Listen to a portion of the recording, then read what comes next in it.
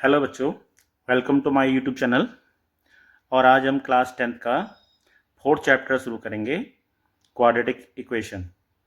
इससे पहले के वीडियो में हम लगातार 3 चैप्टरों का डिटेल वीडियो डाल चुके हैं। जिसको भी आज जो मुझसे नया जुड़ रहा है वो पुराने 3 वीडियो को अच्छे से देखे और फिर इस वीडियो को स्टार्ट करें। तो शुरू करते हैं आज का वीडियो। आज का टॉपिक क्वाड्रेटिक इक्वेशन के बारे में कि क्वाड्रेटिक इक्वेशन क्या होती है, क्वाड्रेटिक इक्वेशन को हम किस तरह से यूज करते हैं, कैसे उनके हम रूट्स निकालते हैं और किस तरह से उनके जो डिफरेंट यूजेस होते हैं डेली लाइफ में, हम इसको भी समझेंगे। ठीक है ना। तो 1 बाय 1 टॉपिक को लेते हैं। चलिए शुरू करते हैं क्वाड्रेटिक इक्वेशन।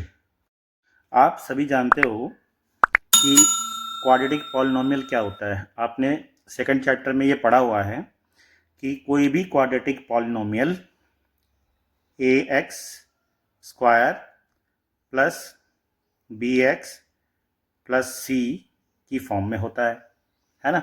जो भी इस फॉर्म में लिखा जाता है, general form ax square plus bx plus c, मतलब जहाँ x की मैक्सिमम पावर 2 होती है, इसको हम क्वाड्रेटिक पॉलिनोमियल कहते हैं।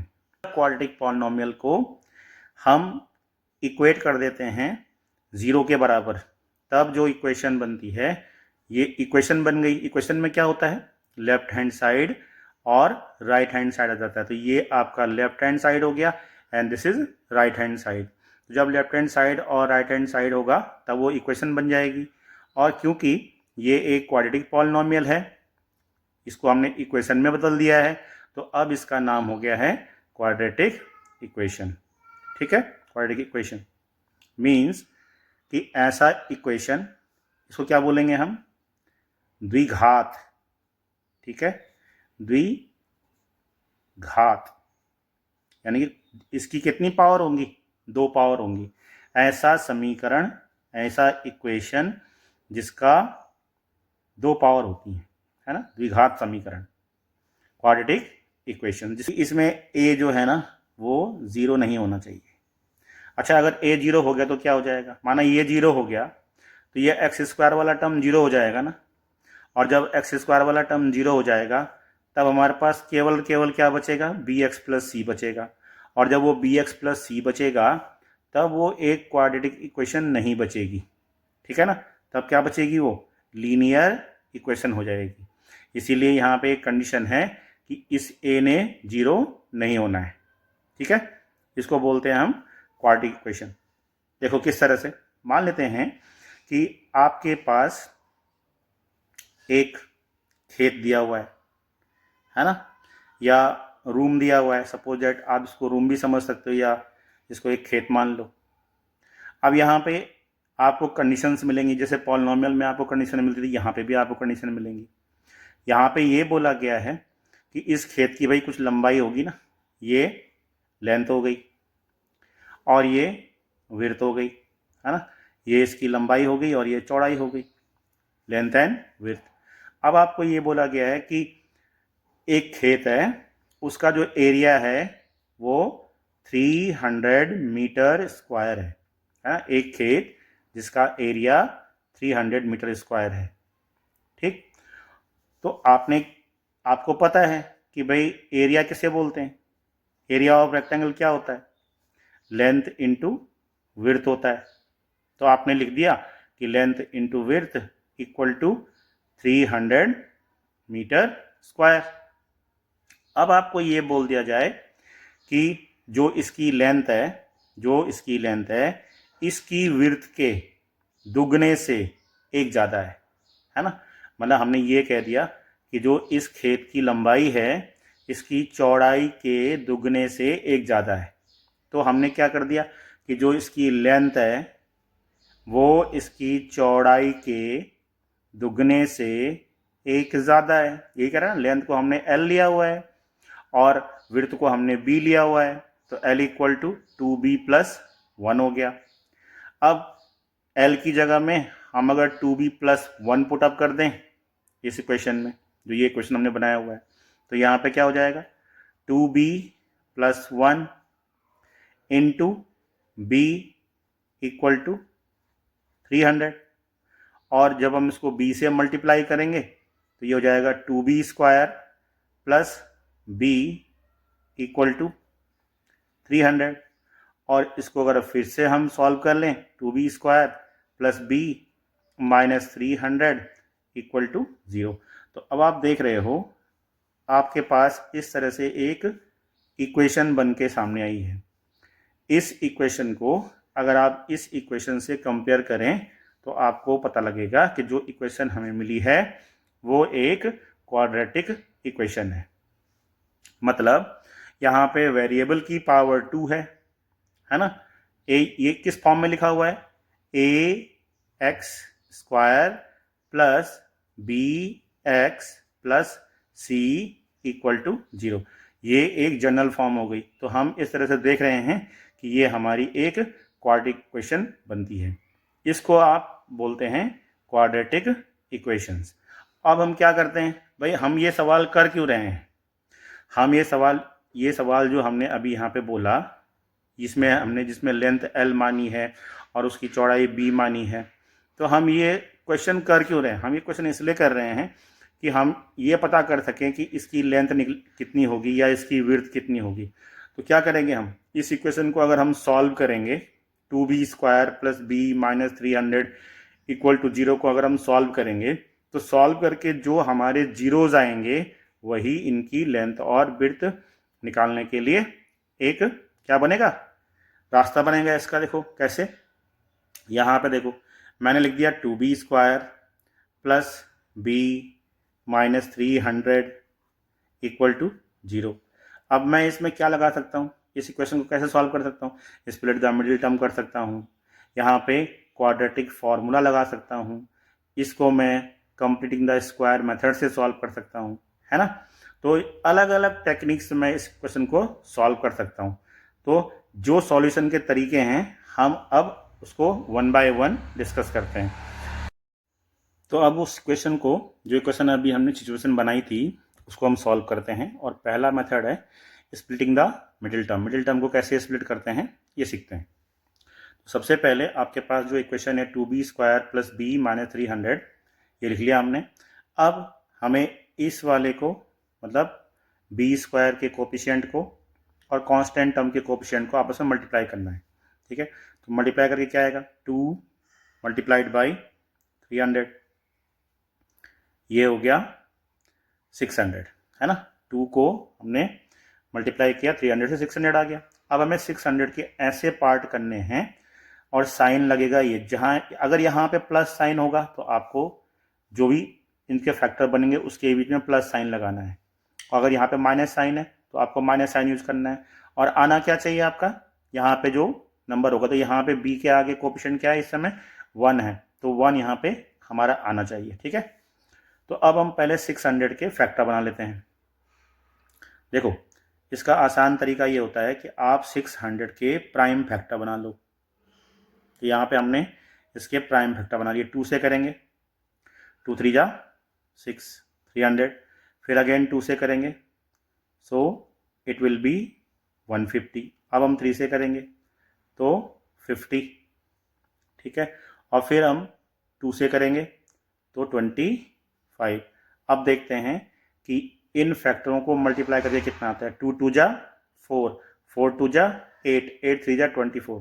तो आप देख रहे हो कि जो ये ऊपर वाले फैक्टर हैं, कौन से वाले फैक्टर, देखो ये वाले, यहाँ से लेकर के यहाँ तक के फैक्टरों को मल्टीप्लाई करके आ रहा है 24, और एक फैक्टर आपका ये हो गया 25। और अगर मैं 25 से 24 को लेस करूं तो मेरे को वहाँ पे 1 मिल जाता है ना। देखो ये वाले 2 2 3 3, इसके भी आगे फैक्टर होंगे अभी, लेकिन अब क्योंकि मुझे माइनस करके 1 लाना था तो मैं इसको यहीं पे ही स्टॉप कर दिया। इनका मल्टीप्लाई 2 2 3, 2 का मल्टीप्लाई 24 हो गया, और क्योंकि अभी भी मेरे पास एक फैक्टर पूरा 25 ये बचा हुआ है, ये वाला फैक्टर बचा हुआ है, तो 25 से अगर मैं 24 को लेस कर दूं तो मेरा 1 आ जाएगा, और 25 और 24 का मल्टीप्लाई 600 होगा। ठीक है ना। तो यहाँ पे मैं इसका स्प्लिट द मिडिल टर्म क्या कर सकता हूँ, देखो मैं इसको लिख सकता हूँ 2b² और यहाँ लिखूंगा अब 25 माइनस 24, ठीक है ना, into b minus 300 equal to 0।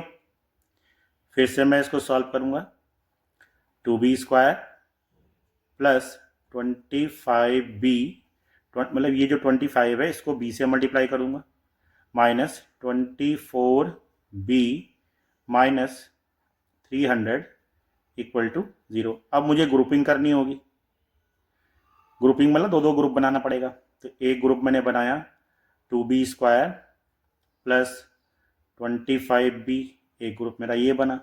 और देखो यहाँ पे माइनस साइन है, माइनस साइन, तो जब भी मैं ऐसे ग्रुप बनाऊंगा माइनस साइन के चक्कर में अंदर का साइन क्या होगा, बदल जाएगा। तो अंदर का साइन चेंज हो गया, अभी हो गया इतना।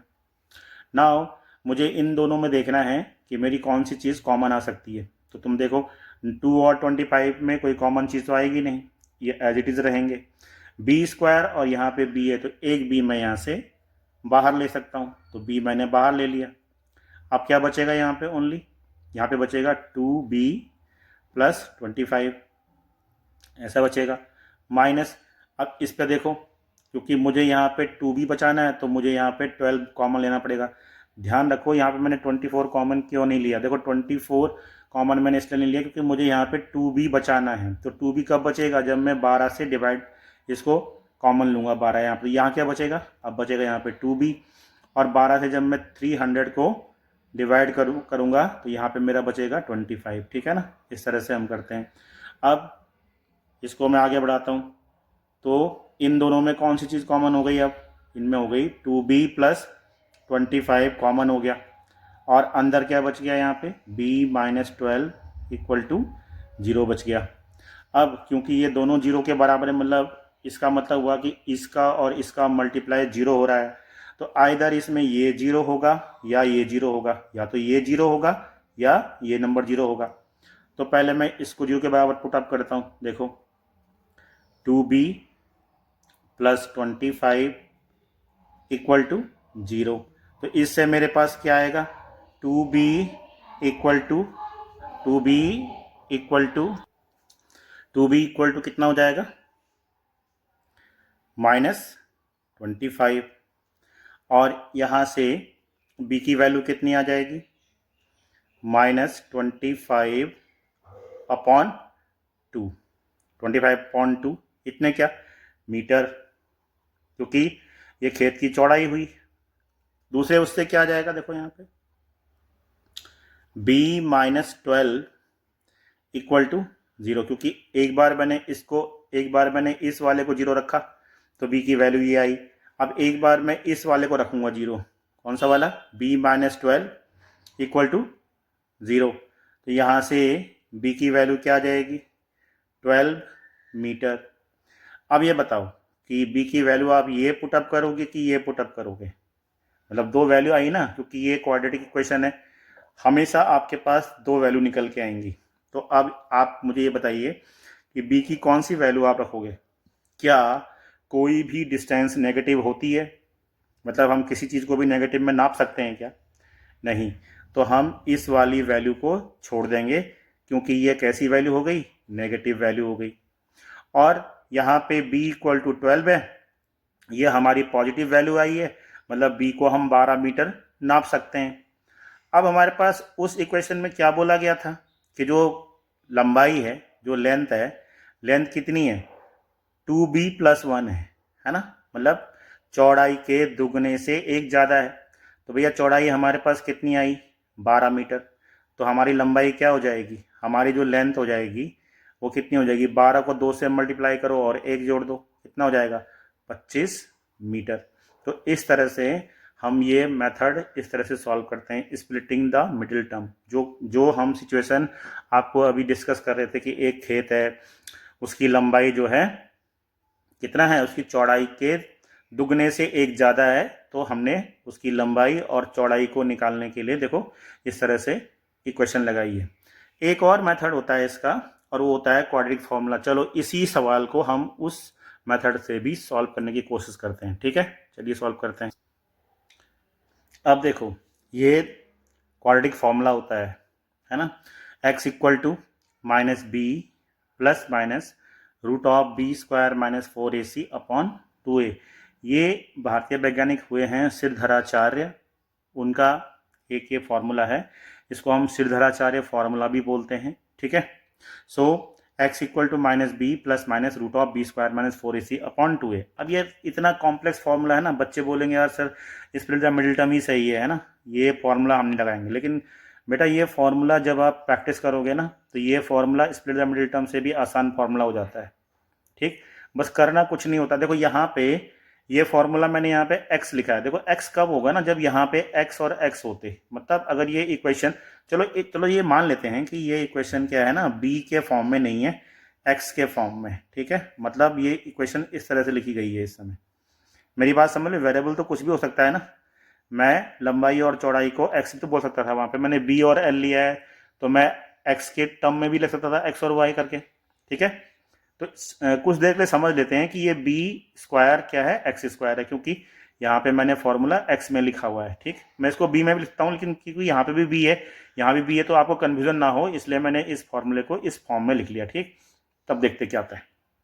तो सबसे पहले हम इस फॉर्मूले का कंपैरिजन करेंगे। ठीक है, तुलना करते हैं ना, कंपैरिजन किस फॉर्मूले से करेंगे, कंपैरिजन देखो इससे, a x square plus b x और प्लस सी इक्वल टू 0 से हम इसको कंपैरिजन करते हैं। ठीक, a x square plus b x plus c से कंपैरिजन, तो यहाँ से हमें साफ साफ पता लग जाएगा कि ए क्या है, बी क्या है और सी क्या है। ठीक है ना, तो बताओ अब ए क्या है, बी क्या है, सी क्या है। यहाँ पे हो जाएगा ए इक्वल टू 2 है, दिख रहा है साफ साफ, एक्स स्क्वायर हटा दो तो ए इक्वल टू कितना हो गया 2। फिर बी कितना हो गया 1, क्योंकि एक्स एक्स अगर हमने हटा दिए तो बी देखो यहाँ पे कुछ नहीं है, तो यहाँ पे क्या है 1 है। और सी क्या है, सी हो जाएगा आपका माइनस का 300। ठीक है ना, माइनस का 300 आपका सी हो गया। तो यहाँ पे A2 आया है, B1 आया है और C माइनस 300 आया है। ठीक हो गया, अब हम इस फॉर्मूले का यूज करते हैं। देखो तो यहाँ पे मैं x के लिए निकाल रहा हूँ, वैसे यहाँ पे b के लिए निकालना चाहिए था, पर मैंने b की जगह में यहाँ पे x पुटअप कर दिया है। ठीक है, तो माइनस b, यानी कि माइनस साइन तो फॉर्मूले में है और b की वैल्यू आई है 1। ठीक है ना, प्लस माइनस रूट ऑफ, यहाँ पे लिख देंगे हम -1 का स्क्वायर, क्योंकि b स्क्वायर होना है और b क्या है यहाँ पे -1 है, -4 इंटू a इज 2 और इंटू -300। ठीक है ना, -300, समझ रहे हो ना आप मेरी बात को। c a 2 है, b आपका वहां पे 1 है। ठीक है, तो b 1 है, ओ सॉरी यहाँ पे +1 आएगा ना, क्योंकि b तो एक्चुअली ये फॉर्मूले में है ना -1, यहाँ पे क्या आएगा +1। ओके, क्योंकि b क्या है 1 था। अच्छा, अपॉन 2a, तो 2 इंटू 2। ठीक हो गया, a क्या है 2, तो यहाँ पे 2a। अब देखो x equals to -1 plus minus 1 का स्क्वायर क्या होगा 1 ही होगा ना। और देखो ये माइनस साइन है और ये माइनस साइन है, देखो ये माइनस साइन दिख रहा है और एक माइनस, तो ये साइन क्या हो जाएगा प्लस। अब करो 4 2 जा 8, 8 3 जा 24, 4 2 जा 8, 8 3 जा 24 और 00, क्योंकि 300 था, अपॉन 2 2 जा 4। अब ये 2 4 0 1, इसमें 1 ऐड हो जाएगा, तो यहाँ पे लिख रहा हूँ देखो x equal to -1 plus minus root of 2 4 0 1 upon 4। अब हम ये 2 4 0 1 का स्क्वायर रूट निकालेंगे, तो स्क्वायर रूट निकालने का टेक्निक भी यहाँ पे आप सीख सकते हो। देखो ठीक है, देखो यहाँ ध्यान से, 2401। स्क्वायर रूट निकालने में हमें दो दो के पेयर बनाने पड़ते हैं, तो 2 के पेयर बना लिए। अब हमें एक ऐसा नंबर ढूंढना है जो कि यहाँ पे और यहाँ पे सेम हो, मतलब जिसका स्क्वायर इसके स्क्वायर से कम हो। तो ऐसा कौन सा है? 5 पंजे 25, ज़्यादा हो जाएगा तो 4 है, तो 4, यहाँ भी 4, 16। ठीक है, अब घटाओ, तो 16, 4, 20 और 4 24, यानी कि 8 आएगा घटा करके। अब 0 1 उतार देंगे, अगला वाला पूरा उतारेंगे 0 1, ये हमने यहाँ पे कॉपी कर दिया। अब ये हो गया 801, और जो नंबर यहाँ पे होता है इसका डबल हम यहाँ लिख देते हैं, यहाँ के लिख देंगे हम 8। ठीक है, यहाँ पे लिख लिया हमने 8। क्लियर? उसके बाद ये आया हमारा 801 हो गया, यहाँ पे हमने का डबल लिख दिया। अब हमें ऐसा कौन सा नंबर ढूंढना होगा, यहाँ पे हम कौन सा नंबर ढूंढें जो कि क्या है, यहाँ भी सेम नंबर हो और यहाँ भी सेम नंबर हो। बताओ कौन सा नंबर हो सकता है? यहाँ भी देखो 8 का टेबल 80 तक बोलो पहले, तो 8 का टेबल 10 तक जाता है 80, तो हम 9 यहाँ पे लिख सकते हैं, क्योंकि 10 तो हम यहाँ लिख नहीं सकते ना, तो 9। अब 9 यहाँ भी 9 लिख दो। ठीक है, 9 9 जा 81, 8 बच गया, 9 8 जा 72 एंड 8 80, तो ये हो गया। ठीक है, तो क्या आया आंसर आपका? 49। इसका स्क्वायर रूट आपने निकाला। ये देखो यहाँ पे एक तरीका भी आपने सीखा कि स्क्वायर रूट को कैसे निकालते हैं। ठीक हो गया ना? अब देखो इसको मैं यहाँ पे लिख लेता हूँ। So x equals to -1 plus minus 49 upon 4। ठीक, क्योंकि इसका स्क्वायर रूट निकाल के 49 आया था। अब एक बार आपको प्लस साइन लेना है और एक बार माइनस साइन, तो चलो टेकिंग प्लस साइन, है ना, हम यहाँ पे प्लस साइन, मतलब पहले हम कौन सा साइन लेके चल रहे हैं? पॉजिटिव साइन, मतलब यहाँ पे हम पॉजिटिव साइन लेके चलेंगे। ठीक है ना, तो ये हो जाएगा x equals to -1 plus 49 upon 4। तो 49 से 1 गया, कितना हो जाएगा? 48, और 48 में अपॉन 4 करोगे कितना आएगा? 12। कितना आएगा? 12, 12 चको 48 होता है ना। अच्छा, अब एक बार हम नेगेटिव साइन लेके चलेंगे। ठीक है, taking negative sign, so x equals to -1 minus 49 upon 4। ठीक है ना, थोड़ा सा इसको यहाँ से कर लेते हैं। So it will be -50 upon 4, और इसको मैं क्या लिख सकता हूँ? -25 अपॉन 2। तो आपने देखा होगा कि अभी मैंने एक मेथड ऊपर सॉल्व कराया था, स्प्लिट द मिडिल टर्म। यहाँ 12 और -25 अपॉन 2, वहाँ पे भी वही चीज़ मिल रही थी हमें, है ना। ये देखो, ये तरीका देखा था आपने ऊपर जो दिखाया मैंने अभी, ये वाला। ठीक, इसमें आपने क्लियरली देखा होगा कि यहाँ पे b की वैल्यू भी -25 अपॉन 2 आ रही थी और b की वैल्यू 12 आ रही थी, है ना। और देखो नीचे वाले में जब हम क्वाड्रेटिक फॉर्मूले से उसी चीज़ को सॉल्व कर रहे हैं तो तब भी हमारी वैल्यू सेम आ रही है, दिख रहा है ना यहाँ पे, ये 12 और -25/2। ठीक, हाँ, अभी आपको पहली नज़र में ये मेथड थोड़ा सा मुश्किल इसलिए लग रहा है कि भाई नया नया हो गया, है ना, लेकिन जब आप इसको सॉल्व करोगे ना, स्प्लिट द मिडिल टर्म से भी आपको ये फॉर्मूला आसान नज़र आएगा। समझ रहे हो ना। तो x की वैल्यू यहाँ से निकालते हैं, 12 मीटर हो गया और -25/2 हो गया। तो हम ये कह सकते हैं कि हम कौन सी वैल्यू को रखेंगे और कौन सी वैल्यू रखेंगे? माइनस वैल्यू को हम क्या कर देते हैं? छोड़ देते हैं और केवल पॉजिटिव वैल्यू को रखते हैं। क्यों? क्योंकि लेंथ कभी भी नेगेटिव नहीं होती, जैसे कि एज कभी भी नेगेटिव नहीं होगी। जैसे किसी की एज का कोई सवाल आ गया तब कोई माइनस में आ रहा है, तब हम नहीं रखेंगे। वजन कभी नेगेटिव नहीं होता है ना। लेंथ को हम कभी नेगेटिव नहीं नाप सकते हैं, नापेंगे तो हम पॉजिटिव नापेंगे। तो अब अगर मैं x को 12 मीटर ले लूँ अगेन, तो अगेन जो इसकी लेंथ होगी, मतलब एक्चुअली मैंने यहाँ पे x को क्या लिया था? b लिया था, तो समझ लो ये b की वैल्यू आई है। यहाँ पे समझो कि ये क्या आया है? विड्थ आया है आपका। तो अब लेंथ क्या था? 2b + 1 था, तो इसी से निकाल देंगे हम 12 × 2 + 1। दैट इज क्या हो जाएगा 25 मीटर। तो मतलब जो प्लॉट हमने शुरू में बोला था, कौन सा वाला प्लॉट, जो स्टार्टिंग में मैंने एक एग्जांपल दिया था कि भाई एक प्लॉट है, इस तरह से एक प्लॉट बनाया था, नहीं बनाया था इस तरह से, और उसका जो एरिया है वो 300 मीटर स्क्वायर है, जिसकी लेंथ जो है वो उसकी विड्थ से, तो यहाँ पे लेंथ को मैंने बी लिया था और इसको एल लिया था, समझ रहे हो ना मेरी बात को। तो यहाँ पे 12 मीटर तो इसका क्या आया है, विड्थ आई है, और 25 मीटर क्या आया है, लेंथ आएगा। अगर आप 25 को 12 से मल्टीप्लाई करो तो आपका 300 आता है।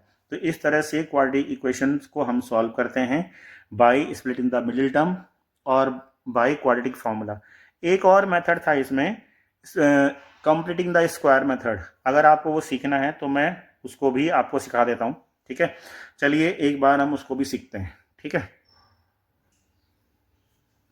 अब देखो यार, कंप्लीटिंग द स्क्वायर मेथड क्या था, वैसे सीबीएसई ने ये मेथड हटा दिया है, तो इतना इम्पोर्टेंट तो खैर ये 10th क्लास के लिए फिलहाल रहा नहीं, पर फिर भी सीखने वालों का तो कोई जो है रोक नहीं सकता ना।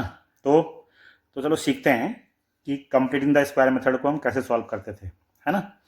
तो बेटा इसमें एक स्क्वायर को कंप्लीट करना पड़ता है, ठीक है, स्क्वायर को कंप्लीट करना पड़ता है। अब आप बोलोगे सर स्क्वायर को कैसे कंप्लीट करें, तो आपको पता है कि कोई भी क्वाड्रेटिक इक्वेशन लिखी जा रही है 2b square plus b minus c, ये किस फॉर्म में लिखी जा रही है, जिसकी जनरल फॉर्म क्या होती है, a x square plus b x plus c की फॉर्म में लिखी जा रही है।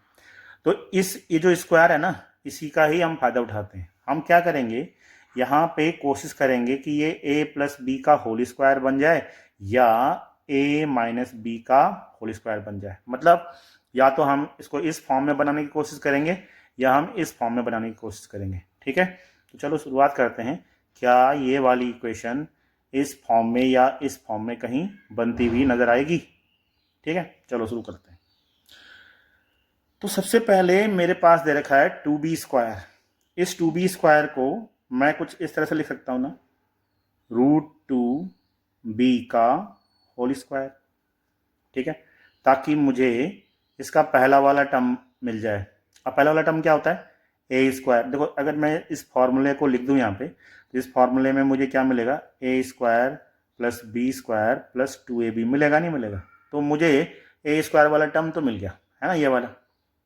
अब मुझे 2ab का टर्म बनाना है, क्योंकि 2ab का टर्म बनाऊंगा तभी मैं बी स्क्वायर का टर्म बना पाऊंगा। तो पहले मुझे 2ab का टर्म बनाना है। तो अब फॉर्मूले में 2 होता है, तो मैंने यहाँ पे प्लस साइन लगाया, प्लस साइन। ध्यान ये रखना है कि अगर यहाँ पे प्लस है, मतलब जो दूसरा वाला वेरिएबल है उसमें अगर प्लस साइन है तो आपको प्लस वाला मिलेगा, और अगर यहाँ पे इसके साथ माइनस साइन होता तो आपको ये बनाना पड़ता, ठीक है ना। तो चलो यहाँ पे प्लस साइन है इसलिए मैं यहाँ पे प्लस लगा रहा हूँ। अब 2 तो फॉर्मूले में होता है ना, ये देखो 2 फॉर्मूले में है, ठीक हो गया। और फिर दूसरा वाला मुझे ए भी चाहिए होगा कि 2ab, तो ए मतलब ये है ना, क्योंकि यही तो ए है। तो यहाँ पे मैं इसको लिख लेता हूँ √2 इंटू बी बी होगा, ठीक। तो ये 2a तो मिल गया, मुझे 2a मिल गया। अब मुझे b ढूंढना है।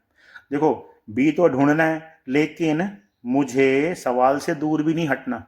कहने का मतलब 2 यहाँ पे जब मैंने इसका स्क्वायर किया तो इसका स्क्वायर यही होता है ना, तो मतलब मैंने सवाल में कोई छेड़छाड़ नहीं की। लेकिन भाई b के साथ मैंने 2√2 कहीं सवाल में नहीं है, क्या यहाँ पे कहीं पे सवाल में 2√2 लिखा हुआ है, इसके आगे नहीं लिखा हुआ है ना, लेकिन ये तो मैं लिख रहा हूँ इस तरह से। तो मैं इसको कैसे हटा सकता हूँ, चलो मैं यहाँ पे एक काम कर सकता हूँ कि मैं 1/2√2 कर दूँ, ठीक है। जब मैं 1/2√2 करूँगा तो इस वाले से ये वाला टर्म कट जाएगा और फिर से मेरे पास वही b बचेगा। तो मैंने यहाँ पे ये इसको एडजस्ट करने के लिए ये लिखा हुआ है, ठीक है, एडजस्ट करने के लिए। अब क्योंकि फॉर्मूला मुझसे डिमांड कर रहा है कि भाई ए स्क्वायर आप ला गए, जी बिल्कुल ला गया। 2ab ला गए, 2ab, जी हाँ 2ab भी आ गया। अब यार बी स्क्वायर लाओ ना, तो बी स्क्वायर क्या है, ये वाला बी स्क्वायर बनेगा। तो आगे मैं क्या करूँगा, यहाँ पे 1/2√2 जो होगा ना, इसका स्क्वायर लिख दूंगा, ठीक है। तो अब ये ना पूरा यहाँ से लेकर के यहाँ तक मेरा ये बन जाएगा, ठीक। और देखो ये वाला भी सेट हो गया, 2√2, और ये वाला भी सेट हो गया। बाकी बचा ये 300। तो आगे आगे मैं 300 माइनस कर दूँ। लेकिन मैंने क्या किया, मैंने ये चीज़ फालतू लिखी है, ये कहीं सवाल में दे नहीं रखी थी और मैंने इसको प्लस किया है, तो मुझे इतना ही माइनस भी करना पड़ेगा। मतलब समझ लो कि मैं किसी को अगर 500 रुपये दूँ और किसी से 500 रुपये ले लूँ, तो मैंने समझो उसको कुछ दिया ही नहीं ना। तो ऐसे किया मैंने, यहाँ को उसको 500 रुपये दिए और 500 रुपये छीन भी लिए, तो वही वाली बात होगी, समझ रहे हो ना। और -300 इक्वल टू 0।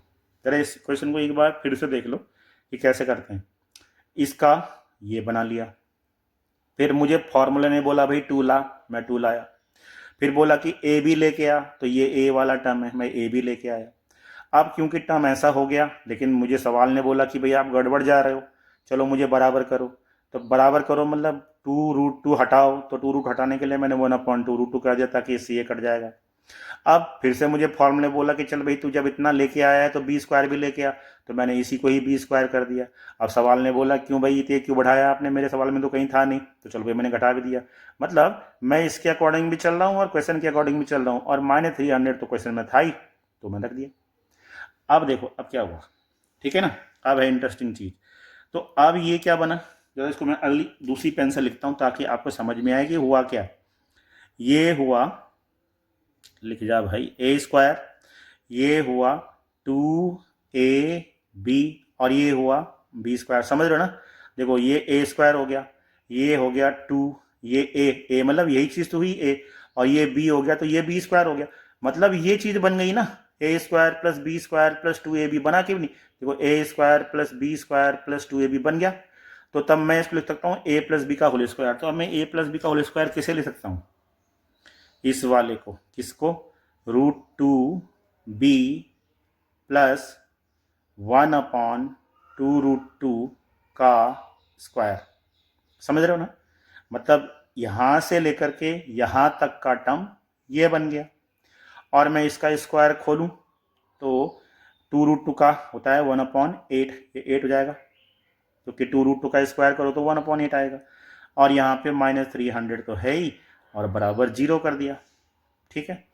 अब क्या करूंगा, ये जो ये 1/8 और -300 ना, इसको दूसरी साइड लेके जाऊंगा। देखो तो यहाँ पे लिख दिया मैंने √2b प्लस 1/2√2 ऐसा का स्क्वायर, और इसको ले गया मैं दूसरी साइड, तो 300 प्लस 1/8 हो जाएगा, है ना। मतलब जब ये इसका साइन भी प्लस का हो जाएगा और इसका साइन भी प्लस का हो जाएगा। अब मेरे पास ये आया। अब इसको सॉल्व किया जाए, देखो 8 3 जा 24, तो 2400 प्लस 1, 8 3 जा 24, 2400 प्लस 1, तो ये क्या बनेगा यहाँ पे, देखो ये बन जाएगा √2b प्लस 1/2√2 का स्क्वायर इक्वल टू 2400 अपॉन, ऐसा हो जाएगा। देखो ध्यान से इसको सॉल्व कर लेना आप, अपॉन चाहे तो इस अपॉन 1 करके भी एलसीएम लेके भी सॉल्व करोगे। वैसे तरीका मैंने बता रखा है आपको कि इसको इससे मल्टीप्लाई करते हैं और इसको ऐड कर देते हैं, तो ये हो गया। अब यार क्यों ना मैं इसको भी स्क्वायर में लिख दूं किसी के, तो हमने अभी 2401 का स्क्वायर रूट निकाला था, ध्यान आ रहा है अभी इससे पहले। तो यहाँ पे यहाँ हो जाएगा √2b प्लस 1/2√2 का स्क्वायर, और ये हो जाएगा ना 49/2√2 का होल स्क्वायर। देखो अभी 2√2 करके मैंने 8 किया था ना, यहाँ पे ये 2√2 करके 8 किया था, तो नीचे तो हो जाएगा 2√2, और इसका अभी स्क्वायर रूट निकाला था मैंने पिछले अभी जब बताया था, तो वहाँ पे 49 था। अब क्यों ना मैं स्क्वायर से स्क्वायर काट दूं, तो यहाँ पे ना मैं प्लस माइनस साइन लगा सकता हूँ, ठीक है, क्योंकि प्लस का और माइनस का दोनों का साइन क्या, दोनों का स्क्वायर क्या होगा, ये सेम ही चीज़ होगी ना, इस तरह से। तो अब मैं आगे बढ़ाता हूँ सवाल को। देखो अब मेरे स्क्वायर स्क्वायर तो कट गए, अब क्या हो गया यहाँ पे, देखो यहाँ बचा √2b प्लस 1/2√2, और यहाँ पे आया प्लस माइनस 49/2√2, ऐसा आया। अब एक बार मैं प्लस साइन लेके चलूंगा और एक बार माइनस साइन लेके, देखो तो यहाँ पे थोड़ा स्पेस बना लेते हैं, है ना।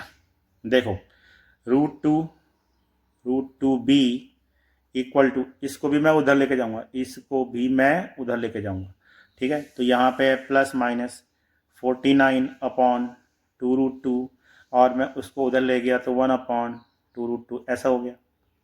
अब एक बार अगर मैं प्लस साइन लेके जाऊँ तो क्या होगा, प्लस 49/2√2 और माइनस 1/2√2 ऐसा होगा।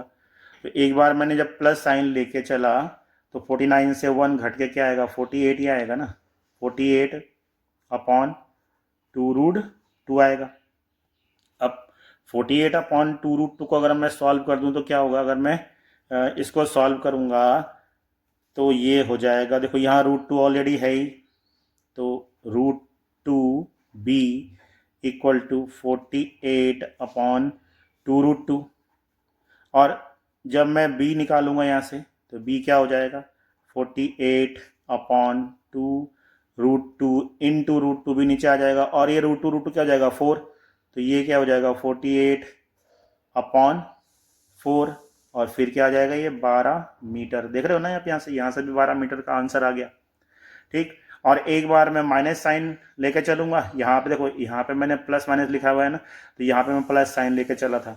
अब एक बार यहाँ पे मैं माइनस साइन लेके चलूंगा, फिर स्थिति क्या होगी, फिर हो जाएगी टेकिंग पॉजिटिव साइन, तो ये हो जाएगा 49 + 1 तो 50 हो जाएगा ना, यहाँ माइनस साइन होगा तो 49 + 1 कितना हो जाएगा 50, -50/2√2 और अगर मैं फिर से b निकालूंगा तो ये हो जाएगा -50/2√2 इंटू √2 ऐसे, तो यहाँ हो जाएगा कितना -50/4 दैट इज -25/2 मीटर। तो फिर से इसमें भी वही देखो, वही चीज़ आ गई, वही रूट आ गए 12 मीटर और इतना मीटर, और तो उसके बाद हम उसकी लेंथ निकाल देंगे। समझ रहे हो ना, एक ही क्वेश्चन को देखो कितने टाइप से हम यहाँ पे सॉल्व कर सकते हैं।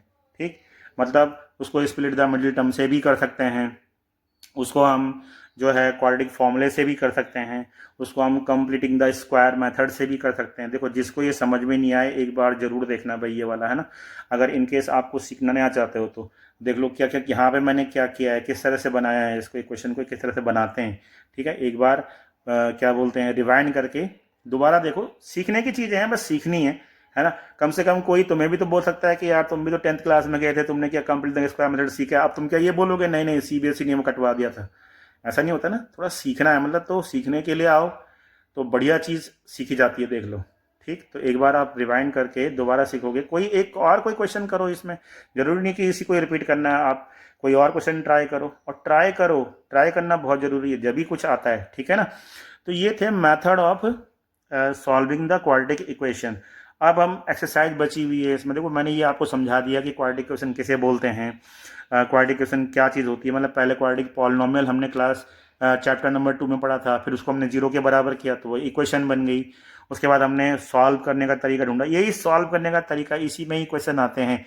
और एक चीज़ और आती है इसमें, वो होती है नेचर ऑफ रूट, है ना।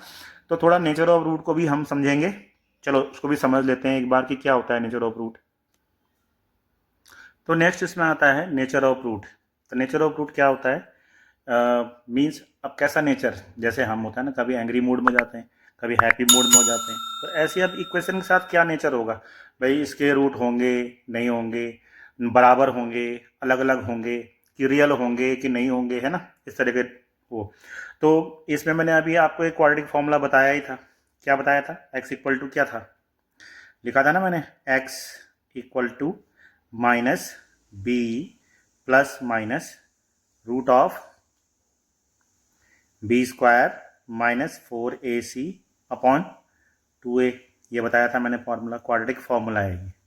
ठीक है, अब इस क्वाड्रेटिक फॉर्मूला में जो ये अंदर लिखा हुआ है b² -4ac, ये डिसाइड करता है नेचर ऑफ रूट का। कौन सा वाला, b² -4ac। मतलब अगर मैं इसको इस तरह से लिख दूं ना तो कोई बुराई नहीं होगी। कैसे, यहां पे लिख दूंगा मैं d। ठीक है, अब बोलोगे सर ये d क्या चीज है ना, मेन तो ये d है। तो d को बोलते हैं बेटा डिस्क्रिमिनेंट। क्या बोलते हैं, डिस्क्रिमिनेंट। ठीक है, यही डिस्क्रिमिनेंट या विविध कर, हिंदी में तो इसको बोलते थे विविध कर, ठीक है, और इंग्लिश में बोलते हैं इसको डिस्क्रिमिनेंट। तो लिख लेता हूं, डिस्क्रिमिनेंट, DISCRIMINANT, इसको बोलते हैं डिस्क्रिमिनेंट। तो ये डिस्क्रिमिनेंट ये डिसाइड करता है कि 3 तरह के नेचर डिसाइड करता है। पहला कि रूट्स आर रियल, रूट क्या होंगे, रियल होंगे और अलग अलग होंगे, डिस्टिंक्ट होंगे, ठीक है, डिस्टिंक्ट होंगे। दूसरा कि रियल होंगे, रूट रियल होंगे और इक्वल होंगे, मतलब 2 रूट ऐसे आएंगे कि रियल होंगे और इक्वल होंगे। और तीसरा कि भाई रियल रूट ही नहीं होंगे, नॉन रियल रूट होंगे, ठीक है ना, मतलब नॉन रियल नंबर आएगा। तो तीनों को समझते हैं कि क्या है, कि रियल रूट और डिस्टिंक्ट रूट कैसे बोल रहा है वो, या रियल और इक्वल कैसे कह रहा है, ठीक है ना, और नॉन रियल रूट वो कैसे कह रहा है कि नॉन रियल रूट होंगे। देखो जरा ध्यान से। तो डिस्क्रिमिनेंट मैंने बताया कि जो डी होता है ना, वो होता है b² - 4ac, ये होता है। तो किसी भी इक्वेशन का अगर हम b² - 4ac चेक करें और वो आए 0 से बड़ा, अगर वो 0 से बड़ा आए तो पहला वाला केस बन जाएगा, ठीक है। अगर b² - 4ac चेक करें और वो 0 के बराबर आए तो वो हो जाएगा दूसरा वाला केस। और b² - 4ac अगर छोटा आ गया 0 से, मतलब नेगेटिव आ गया, ठीक है, ये भी तो पॉजिटिव है, ये भी, ये नेगेटिव पॉजिटिव दोनों नहीं है, मतलब 0 ना तो नेगेटिव होता है ना पॉजिटिव होता है। और लेस देन 0 मतलब 0 से छोटा आ जाए तो नेगेटिव हो गया, तब आएगा नॉन रियल रूट, मतलब ये थर्ड वाला केस हो गया, ये वाला, ठीक है ना। तो एक इक्वेशन को चेक किया जाए और देखा जाए कि क्या आते हैं, कैसे रूट आते हैं ना, फिर मैं उसको डिटेल से समझाऊंगा आपको। देखो सपोज मैं एक रटा रटाया एग्जांपल लेता हूँ, x² + 5x + 6, है ना। अब यार इसके मुझे जीरोज निकालने हैं, तो जीरोज निकालने हैं तो 6 के पार्ट करेंगे हम, है ना, 3 × 2 होता है 6 के पार्ट, और 3 में 2 जोड़ देंगे तो 5 आएगा। देखो ये तो आप स्प्लिट द मिडिल टर्म से कर सकते हो ना। तो इसके जीरोज आ गए, क्या आते हैं जीरो इसके, यहाँ पे आता है x - 2 और सॉरी +2 और x + 3, यही तो आते हैं ना, 2 जीरो आते हैं इसमें, x + 2 और x + 3। अब देखो ये दोनों जीरो, अगर मैं इनको जीरो के बराबर कर दूं, मतलब यहाँ पे x की क्या वैल्यू आएगी, -2, और यहाँ पे क्या आएगी, -3। तो दोनों कैसे हैं, रियल नंबर है, रियल नंबर है ना, -2 भी और -3 भी रियल नंबर है, और दोनों अलग अलग हैं, ठीक है, मतलब रियल नंबर हैं और डिस्टिंक्ट हैं। तो इससे इसका क्या कनेक्शन है, देखो कनेक्शन करके देखते हैं, ठीक है।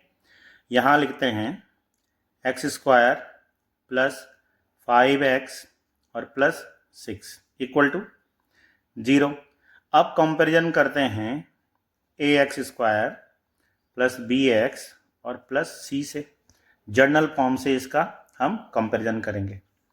जब हम जनरल फॉर्म से कंपैरिजन करते हैं तो मेरे पास a निकल के आता है 1, b निकल के आता है 5 और c निकल के आता है 6, ठीक है। देख लो a यहाँ पे 1 है, b यहाँ पे 5 है, c यहाँ पे 6 है, तो मेरे पास इस तरह से a, b और c की वैल्यू निकल के आती है, ठीक है। अब मुझे b² - 4ac चेक करना है, तो करो चेक, 5 पंजे कितना हो गया, 25 -4 × 1 × 6, तो ये कितना हो गया 25, और 4 छके हो गया तुम्हारा 24, और ये आया है 1, ठीक। मतलब कि b² - 4ac 1 आया है, 1 आया है, मतलब b² - 4ac की वैल्यू 0 से ज़्यादा आई है, समझ रहे हो ना मेरी बात को। 1 आने का मतलब क्या है, 0 से बड़ी आई है। अब देखो यहाँ पे कि अगर बी स्क्वायर माइनस 4ac की वैल्यू 0 से बड़ी आ जाए तो रियल होंगे और डिस्टिंक्ट होंगे। रियल हैं और दो अलग अलग रूट भी हैं, दिख रहा है, समझ में आई बात। इसलिए इनका नेचर कैसे होगा, रियल और डिस्टिंक्ट रूट, रियल और डिस्टिंक्ट रूट, ठीक है। अच्छा, अब दूसरी वाली कंडीशन के लिए एक इक्वेशन लिखता हूं, देखो ध्यान से। दूसरी वाली कंडीशन क्या है, मैंने लिख दिया सपोज दैट, देखो गौर से देखना है यहाँ पे मैं क्या लिख रहा हूं। तो बेटा मैं लिख रहा हूं यहाँ पे x square plus 1 plus 2x equal to 0। एक इक्वेशन मैंने ये लिख ली, ठीक है, x square plus 1 plus 2x। अब अगर मैं इस इक्वेशन के जीरोज निकालूं, ठीक, तो मुझे जीरोज निकालने की जरूरत नहीं है, मैं डायरेक्ट क्या करूंगा, मैं इसका comparison a x square plus b x और प्लस सी से कर दूंगा। अब इक्वेशन जरा मैंने ये मतलब x वाला पहले आना चाहिए था, 1 वाला बाद में आना चाहिए। देखो यहाँ पे देखो x वाला पहले है और ये बाद में, तो चलो कंपैरिजन कर ही लेते हैं। a इक्वल टू 1 आया जी, b इक्वल टू देखो x का साथ x वाला, देखो ये x वाला है तो यहाँ x वाला है, तो b कितना आया 2 आया, और c क्या हो जाएगा 1 है ना, c वाला ये है इस समय, c वाला बीच में लिखा हुआ है, ठीक है। तो ये हो गया। अब मैं लगाऊंगा डिस्क्रिमिनेंट वाला फॉर्मूला, कौन सा, बी स्क्वायर माइनस 4ac। तो चलो B square minus 4ac solve करते हैं। बी स्क्वायर यानी कि 2 का स्क्वायर, ठीक है, माइनस 4 इंटू 1 यहाँ पे हम देखते हैं कि ये भी 4 आया है और ये भी 4 आया है, और ये हो गया जी 0, ठीक। मतलब बी स्क्वायर माइनस 4ac की वैल्यू हो गई है 0। तो हम कहेंगे कि x square plus 1 plus 2x के जो रूट होंगे, रूट्स आर रियल होंगे और इक्वल होंगे, रियल होंगे और इक्वल होंगे। तो क्या हम इसको चेक कर सकते हैं कि यार ये इसके रूट जो हैं रियल होंगे या इक्वल होंगे। चलो स्प्लिट द मिडिल टर्म से हम इसको चेक करने की कोशिश करते हैं। तो इस इक्वेशन को एक्चुअल में लिखना चाहिए था ऐसा, है ना, इस तरह से लिखना चाहिए था ताकि आपकी बात समझ में आती। ठीक है भाई, गलती हो गई, मतलब इस फॉर्म में लिखा हुआ होना चाहिए था ना, ये 2x आगे होना चाहिए था 1 पीछे। तो अब 1 के पार्ट करते हैं, तो 1 1 जा 1, अब 1 प्लस 1 क्या होगा 2, तो इसके स्प्लिट द मिडिल टर्म क्या हो जाएंगे, एक्स स्क्वायर प्लस यहाँ पर जाएगा 1 plus 1 into x plus 1 equal to 0। अब अगर मैं इसके पार्ट करूँ तो एक्स स्क्वायर प्लस 1 का 1 बना लूँगा और x प्लस 1 का 1 बना लूँगा। फिर यहाँ पे मैं कॉमन कुछ करने की कोशिश करूँगा, तो एक्स स्क्वायर प्लस 1 और ये, तो यहाँ पे कुछ कॉमन आएगा, अरे x है ना यहाँ, तो x होना चाहिए था ना, x को मल्टीप्लाई किया, x यहाँ पे कॉमन आना चाहिए था। फिर यह होगा x प्लस 1 और यहाँ पे 1 x प्लस 1 इक्वल टू 0। फिर क्या हो जाएगा यहाँ पे x प्लस 1 और x प्लस 1 इक्वल टू 0। अब आप देखो x इक्वल टू आया -1 और दूसरा भी आया -1, इससे भी -1, इससे, तो आप अब देख रहे हो ना रूट कैसे आ गए, रियल और इक्वल, रियल और इक्वल। देखा आपने कि क्या नेचर होगा इसका। अब बेटा अगर कभी ऐसी कोई कंडीशन आती है ना जो जिसके रूट आपस में इक्वल होते हैं, तो उसके लिए एक कंडीशन याद कर दो, x equal to minus b upon 2a, ये वाली कंडीशन रख लो अपने दिमाग में बिठा के। अब ये कहाँ से आई है, कमेंट में बताओगे क्या, नहीं है ना, अभी कमज़ोर हो आदमी। देखो यहाँ से आई है ये minus b plus minus root of b square minus 4ac upon 2a, इसी से आई है। अब भाई जब ये 0 हो गया ना, देख रहे तो आप, बी स्क्वायर माइनस 4ac 0 हो गया, तो जब यहाँ से लेकर के यहाँ तक जब 0 हो जाए तो तब इसको मैं कैसे लिखूँगा, x equal to minus b plus minus 0 upon 2a। तो इस प्लस माइनस का कोई मतलब नहीं बचा ना अब, क्योंकि आगे तो 0 हो गया, तो -b/2a ही तो हुआ, तो इसीलिए मैंने यहाँ पे x इक्वल टू -b/2a लिखा है। ये कंडीशन कब लगानी है? जब रूट रियल होंगे और इक्वल हों, जब रूट रियल हों और इक्वल हों तब ये कंडीशन लगानी है। अब एक ही चीज़ बची हुई, चलो उसको भी देख लेते हैं, है ना। तो चलो एक चीज़ देखते हैं। तो एक इक्वेशन लिखी है मैंने, 2x² - 4x + 3 = 0। अब इसके रूट पता करते हैं कि इसके रूट कैसे होंगे। ठीक है, देखो क्या निकालना है हमें, b² - 4ac हमें 0 के बराबर निकालना है।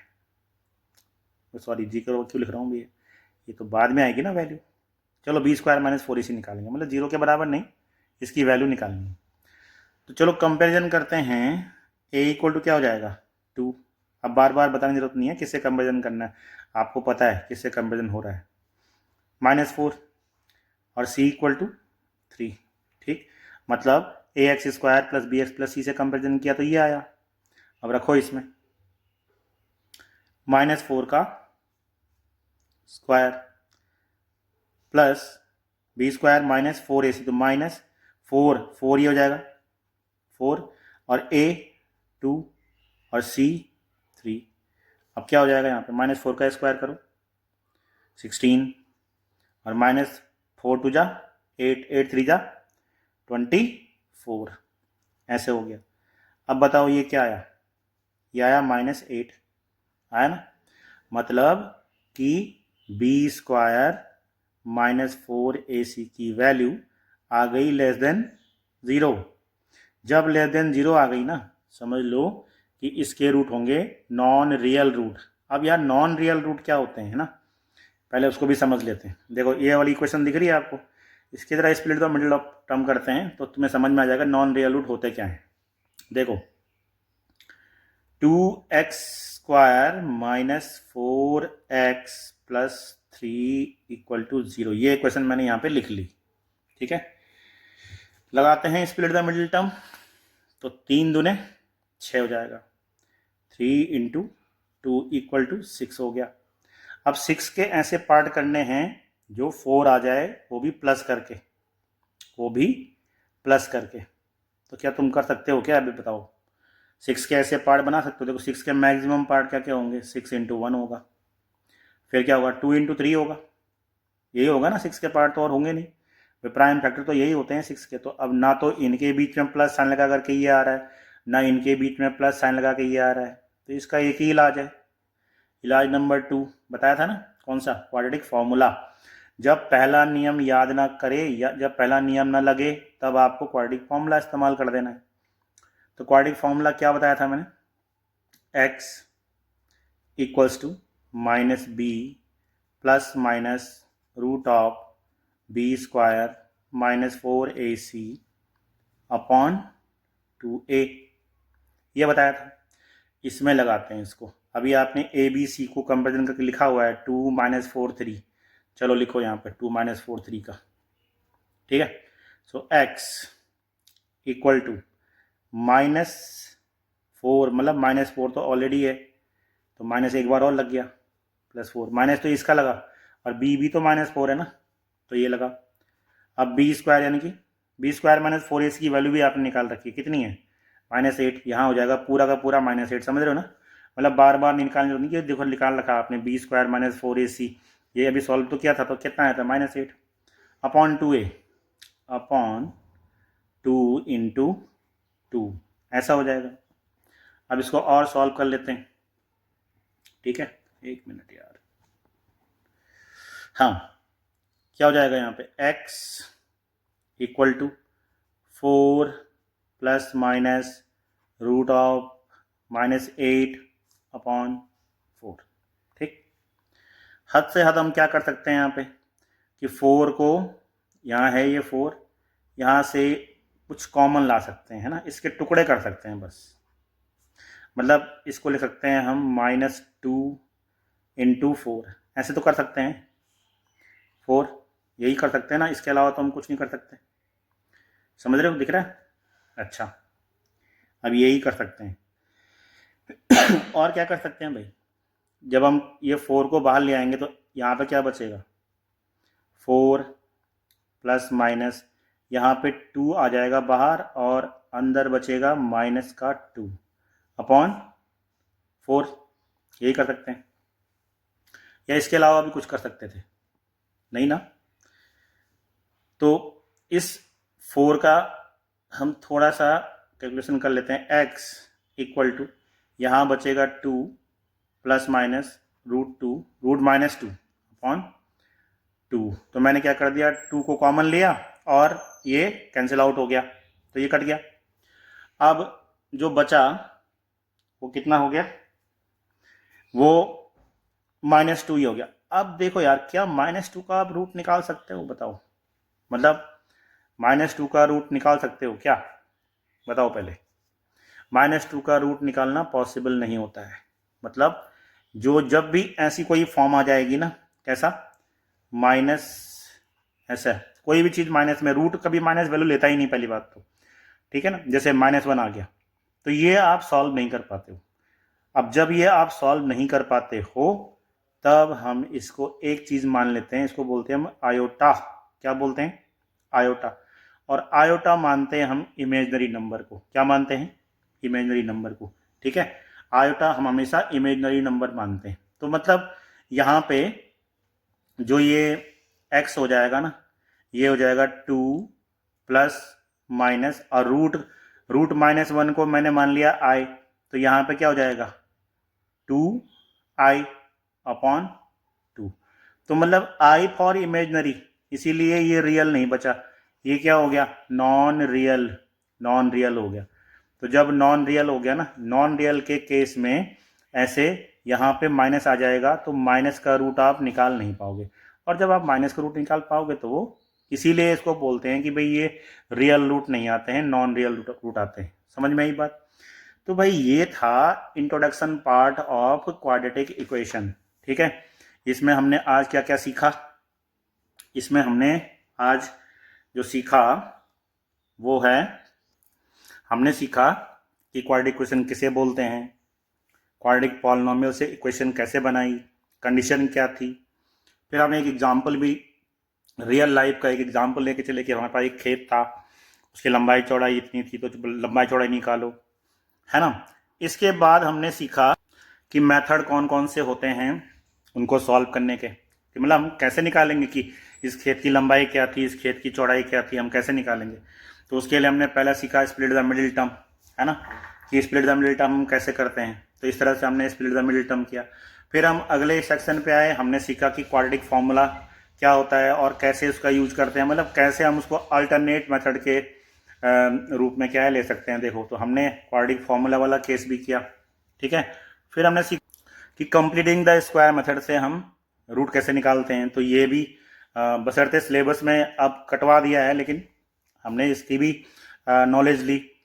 और साथ ही साथ नेचर ऑफ रूट को भी हमने जाना, ठीक है ना, कि डिस्क्रिमिनेंट क्या चीज़ हुई, कैसे हम नेचर ऑफ रूट पता करते हैं कि b² - 4ac अगर जीरो से बड़ा आए तो रियल और डिस्टिंक्ट होंगे, b² - 4ac अगर जीरो के बराबर आए तो रियल और इक्वल होंगे, और b² - 4ac अगर जीरो से कम आए तो नॉन रियल होंगे।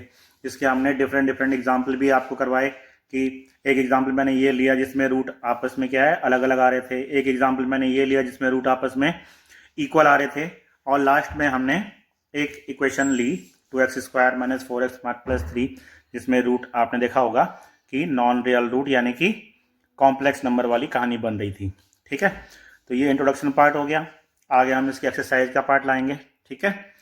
अगर आपको ये वीडियो अच्छा लगा और नॉलेजेबल लगा तो अधिक से अधिक इसको लाइक कीजिए, सब्सक्राइब कीजिए, कमेंट कीजिए, ठीक है ना। मिलते हैं नेक्स्ट वीडियो में, तब तक के लिए जय हिंद।